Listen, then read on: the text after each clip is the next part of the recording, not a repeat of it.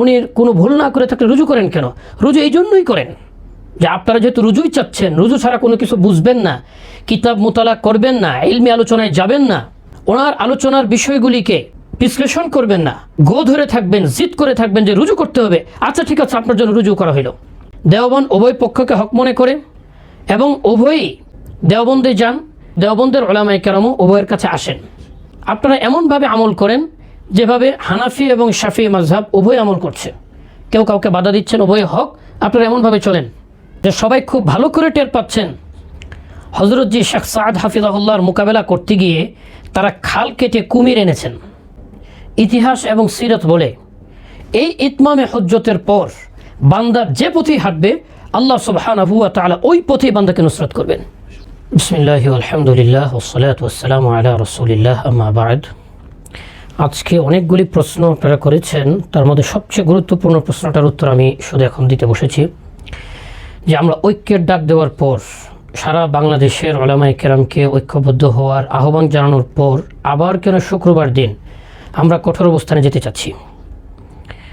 আমি আপনাদের কাছে স্পষ্টভাবে বলতে চাই, আল্লাহ সুবহানাহু ওয়া তাআলা ততক্ষণ পর্যন্ত জালেমের ব্যাপারে কোনো সিদ্ধান্ত নেন না যতক্ষণ জালেমদের নেতাদের নিকট হকের বার্তা পূর্ণাঙ্গভাবে পৌঁছানো না হয়। ওমা কানা রাব্বুকা লিয়ুহলিকাল কুরা হাত্তা ইয়াবআসা ফি উম্মিহা রাসূলান ইয়াতলু আলাইহিম আয়াতিনা। ততক্ষণ পর্যন্ত কোনো জনপদ বা গ্রামকে আল্লাহ শাস্তির সম্মুখীন করেন না, আযাব দেন না, যতক্ষণ না তাদের গ্রামের নেতা বা প্রধান যারা তাদেরকে পূর্ণাঙ্গ দাওয়াত, পূর্ণাঙ্গ ইসলামের আহ্বান তাদের কর্ণকুহরে না পৌঁছে দেন, ততক্ষণ আল্লাহ ছাড় দিয়ে রাখেন। তাই আমরাও আমাদের সর্বোচ্চ চেষ্টাটুকু এই শুক্রবারের আগেই করে ফেলতে চাচ্ছি। এরপরে আমরা আশাবাদী আল্লাহ সুবহানাহু ওয়া তাআলার পক্ষ থেকে পূর্ণাঙ্গ সাহায্য চলে আসবে। সেই সাহায্য নিয়েই আমরা আগামীতে সারা পৃথিবীতে দাওয়াত ও তাবলীগের কাজকে আঞ্জাম দেব ইনশাআল্লাহুল আজিজ। এই ব্যাপারে স্পষ্ট বলতে চাই, সাদ সাহেব দামাত বারাকাতুহুম উনি ওনার পক্ষ থেকে সর্বোচ্চ যা করার ছিল তা হচ্ছে রুজু করা। অতীতের সকল কথা থেকে যেগুলি নিয়ে আপত্তি আসছে, আপত্তিকর কথাগুলি আদৌ ভুল কি ভুল না এই নিয়ে প্রচুর বিতর্ক আছে। আমাদের বহুত কিতাবাদি আছে, বক্তব্য আছে যেখানে আমি স্পষ্টভাবে প্রমাণ করেছি যে সাদ সাহেবের ভুলগুলি ভুল না। তারপরেও তিনি রুজু করেছেন এই জন্য যে যারা ভুল মনে করে তাদের যে খায়েশটা আছে এটা মিটে যাক। অনেকেই প্রশ্ন করেন যে উনি কোনো ভুল না করে থাকলে রুজু করেন কেন? রুজু এই জন্যই করেন যে আপনারা যেহেতু রুজুই চাচ্ছেন, রুজু ছাড়া কোনো কিছু বুঝবেন না, কিতাব মোতালা করবেন না, ইলমি আলোচনায় যাবেন না, ওনার আলোচনার বিষয়গুলিকে বিশ্লেষণ করবেন না, গো ধরে থাকবেন, জিদ করে থাকবেন যে রুজু করতে হবে, আচ্ছা ঠিক আছে আপনার জন্য রুজু করা হইল। এইভাবে 4 বার রুজু করা হয়েছে। এবং কি বাংলাদেশেও তিনি 2018 সনে যখন আসলেন, টঙ্গী ইসলামউদ্দিনে যেতে পারলেন না, তো কাকরাইল মসজিদে জুমার পরের বয়ানে দোয়ার পূর্বে 20,000 মানুষের সামনে স্পষ্ট রুজু করছেন, যা আজও অনলাইনে ছড়িয়ে ছিটিয়ে আছে। এরপর দেওবন্দ সে রুজুকে কবুল করলো এবং ফতোয়া জারি করলো। ফতোয়া নাম্বার হচ্ছে 156131। এই ফতোয়ার ভিতরে দেওবন্দ বলল দাওয়াত ও তাবলীগের ভিতরে যে সমস্যাটা চলতেছে এটা কোনো ইলমি বা ফিকহি সমস্যা নয়। দেওবন্দের কাজ হচ্ছে ইলমি এবং ফিকহি বিষয়গুলিতে মতামত দেওয়া। এটা এখন আর ইলমি আর ফিকহি অবস্থানে নেই, এটি তাদের পারস্পরিক দ্বন্দ্ব এবং নেতৃত্বের বিষয়ে কিছু বোঝাপড়ার অভাবের কারণে এই ধরনের সমস্যা সৃষ্টি হয়েছে।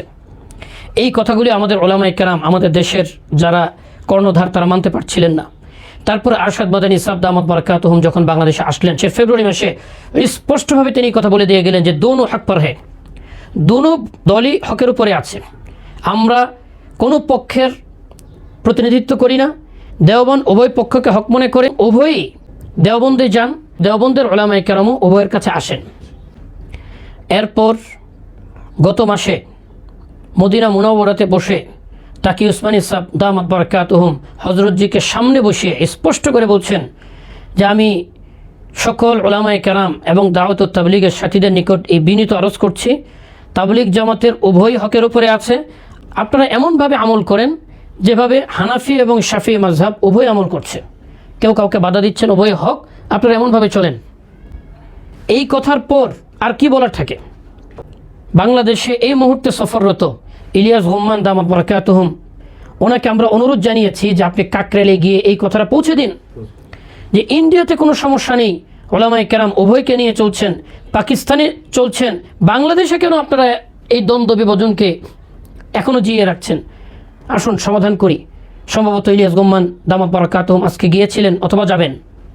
এভাবে আমরা বিশ্ববরেণ্য ওলামায়ে কেরামের আহ্বানের পর আমাদের পক্ষ থেকে আমরা আহ্বান জানিয়েছি, সারা দেশে খোলা চিঠি দিয়েছি, নিজেদেরকে ছোট করে বিনয়ের সাথে দুপক্ষকে এক টেবিলে বসার জন্য আমরা আবদার জানিয়েছি।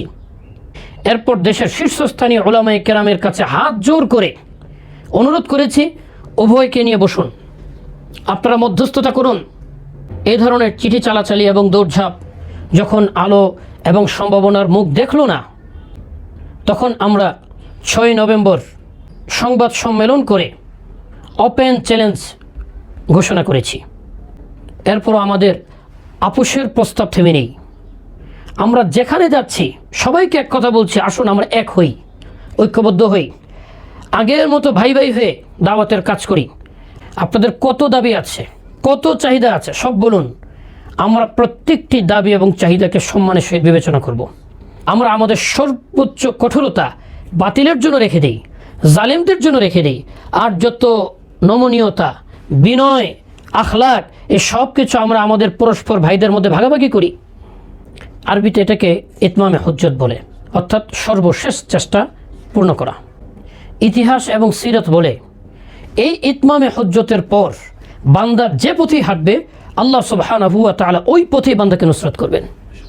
সূরা কাসাসের মধ্যে আল্লাহ সুবহানাহু ওয়া তাআলা বলতেছেন, ওয়া নুরিদ, আমি চাই, আন নামুন্না আলাল্লাযীনা ইসতুদঈফু ফিল আরদ, যারা জমিনে দ্বীনের জন্য, দ্বীন কায়েমের জন্য মুস্তাদআফ অর্থাৎ সংকটময় পরিস্থিতির শিকার, জুলুমের শিকার, বিভিন্ন আহওয়ালের শিকার, তাদেরকে আমি একটু অনুগ্রহ করতে চাই। আর একটু অনুগ্রহ দ্বারা কি হবে? ওয়ানাজআলাহুম আইম্মাতান, আজকে তারা নিগৃহীত, কালকেই তারা হবে ইমাম। ওয়ানাজআলাহুমুল ওয়ারিসিন, পরবর্তীতে জমিনের আধিপত্য, দায়িত্ব সব আল্লাহ তাদের হাতে ন্যস্ত করবেন ইনশাআল্লাহ। তাই আমরা আমাদের ইতমামে হুজ্জত পরিপূর্ণ করার চেষ্টা করছি। এরপরেই দাওয়াত ও তাবলীগের একচেটিয়া কার্যক্রম আল্লাহ সুবহানাহু ওয়া তাআলা মুস্তাদআফিনদের হাতে তুলে দিবেন, এটার ওয়াদা আল্লাহ কোরআনে পাকি করছে। এটাই আমাদের চূড়ান্ত বিজয়। দাওয়াত ও তাবলীগের সকল সাথীদের বিবেকের নিকট একটি প্রশ্ন করতে চাই, বিশেষ করে আমাদের যে ভাইয়েরা আজকে নিজামুদ্দিনকে মানছেন না, আপনারা আলেমদের সাথে আছেন বলে গলা ফাটিয়ে আওয়াজ করছেন। আপনারা কি খেয়াল করেছেন যে বৃহত্তর ওলামায়ে কেরাম আজকে দাওয়াত ও তাবলীগের এই পক্ষে যারা ঐক্যের আহ্বান করছেন তাদের পক্ষ অবলম্বন করেছেন? আপনারা কি খেয়াল করেছেন আজকে যারা কাকরাইল এবং টঙ্গীর ব্যাপারে মাদ্রাসার ছাত্রদেরকে ব্যবহার করে আগামী 15 তারিখে একটি সংঘাতময় পরিস্থিতি সৃষ্টি করার পায়তারা করছেন, তাদের সংবাদ সম্মেলনে কয়জন ওলামায়ে কেরাম উপস্থিত ছিলেন খেয়াল করেছেন আপনারা? এবং তারা কারা সেটাকে আপনারা খেয়াল করেছেন? তাদের পরিচয় দেওয়ার আগে ছোট্ট করে বলতে চাই, এই গুটি কয়েক ব্যক্তি সারা বাংলাদেশের হক্কানি ওলামায়ে কেরাম থেকে বিচ্ছিন্ন হয়ে গেছেন। এমনকি এদের সাথে দাওয়াত ও তাবলীগের সাথীদেরও কোনো সম্পর্ক নেই। এটা গতকাল আপনারা দেখেছেন। গতকাল যখন সকালে কাকরাইল মসজিদে আপনারা আপনাদের সুরাদেরকে সাথী নিয়ে 15 তারিখে সংঘাত তৈরি করার মাশওয়ারা করছিলেন, তখন জুবায়ের সাহেব দামাত বারাকাতুহুম স্পষ্ট করে বলে দিয়েছেন তিনি এসবের সাথে একমত নন। সাথীরা জিজ্ঞেস করলো আমরা কি লাঠি নিয়ে আসবো, প্রস্তুতি নিয়ে আসবো? তিনি বললেন লাঠি আনার তো প্রশ্নই আসে না, সকল সাথী শান্তিপূর্ণভাবে জিকিরে ফিকিরে থাকবেন। এর দ্বারা আপনারা কি বুঝলেন? এর দ্বারা একটা জিনিস স্পষ্ট বোঝা যাচ্ছে যে সবাই খুব ভালো করে টের পাচ্ছেন হযরতজি শেখ সাদ হাফিজাহুল্লাহর মোকাবেলা করতে গিয়ে তারা খাল কেটে কুমির এনেছেন। এই কুমির তাড়ানো আপনাদের পক্ষে অত সহজ হবে না যদি না একটি কাজ করেন, লাউলা আন সাব্বাতনাকা লাকাদ কিত্তা তারকানু ইলাইহিম শাইআন কালিলা, যে হ্যাঁ নবী, কাফেরের প্রস্তাব আপনি মেনে নেবেন কি নেবেন না দোদুল্যমান অবস্থায় ছিলেন, তখন যদি আপনার কলবকে নিয়ন্ত্রণ না করতাম, হকের উপরে সাবেত না করতাম, তাহলে তো আপনি বাতিলের চুক্তির সামনে মাথা ঝুঁকিয়ে ফেলেছিলেন। আর যদি মাথা ঝুঁকিয়ে ফেলতেন ইদাল লাযাকনাকা যিফাল হায়াতি ওয়া যিফাল মামাত সুম্মা লা তাজিদু লাকা আলাইনা নাসীরা। তাফসীরের কিতাবের মধ্যে বলে, একবার যদি আপনি বাতিলের সামনে মাথা নত করতেন, বাতিলের কোনো আপোষ বা চুক্তিকে মেনে নিতেন, তাহলে আমি দুনিয়াতেও আপনাকে ডাবল শাস্তি দিতাম, মৃত্যুর পরেও আপনাকে আমি দ্বিগুণ শাস্তি দিতাম। দুনিয়ার ডাবল শাস্তি কি?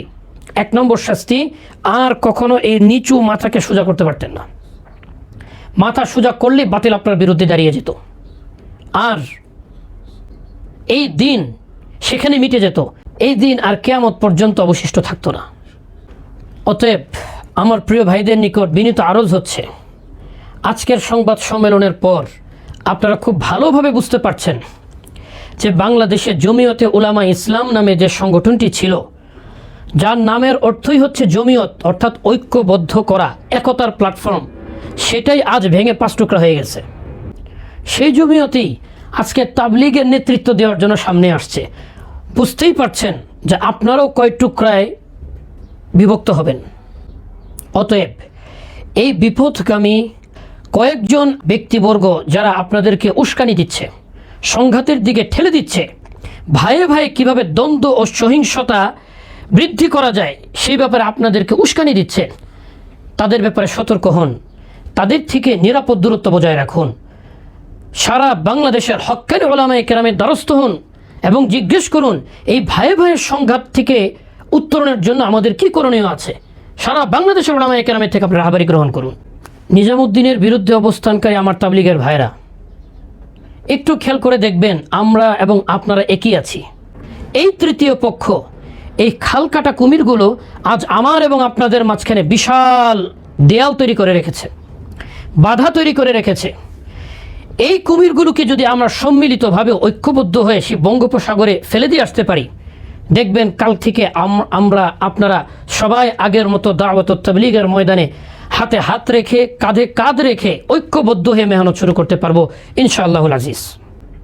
অতএব আপনাদের সুরা হজরত এবং মুরব্বীদের নিকট আমাদের এই বার্তা পৌঁছে দিন যে আপনারা শুধু একবার প্রকাশ করুন যে তাদের এই সংঘাতের সাথে আপনারা একমত নন।